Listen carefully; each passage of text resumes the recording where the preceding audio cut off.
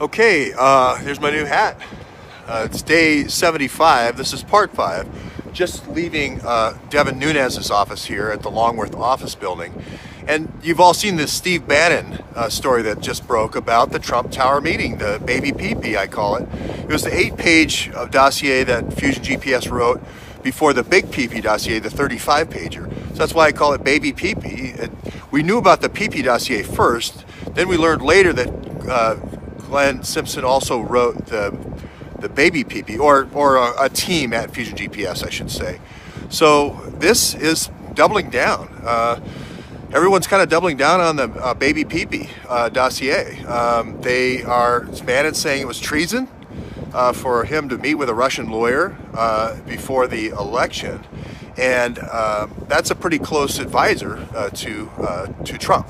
So they're not backing off this story. They're putting all the chips, they're all in now, putting all the chips in on this June 9th baby pee-pee dossier meeting.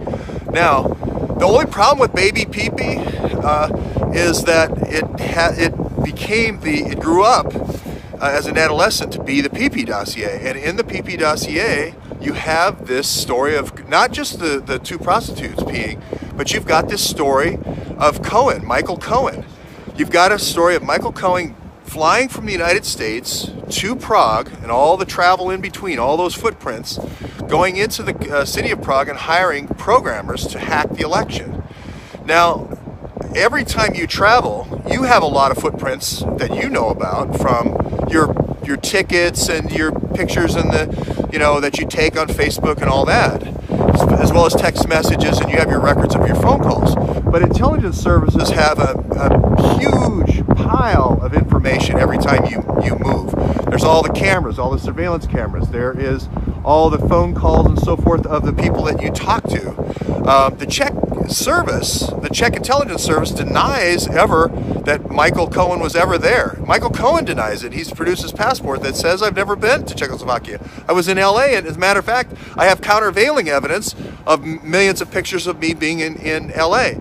So, plus they say in the PP dossier that he was there with 3 other friends. So there's 4 of them in all. Wouldn't those other 3 friends remember Michael Cohen being there? This is an intelligence document. It has to go through a vetting process. That's the way the CIA works. There's low-level raw intelligence, and it goes down the funnel until it becomes, solid reported intelligence. An intelligence document that you would then take to the FISA court to ask for a FISA. Now, if there is anything like that, where you have a mountain of metadata that you can prove somebody was in a certain location at a certain time, and that's factually incorrect, it corrupts everything that touched it. It's not the poisonous tree, it's the poisonous forest. If you can't get simple facts like that, here he is checking in at the Visa Center, here's his thumbprint when he checked in, here's the timestamp.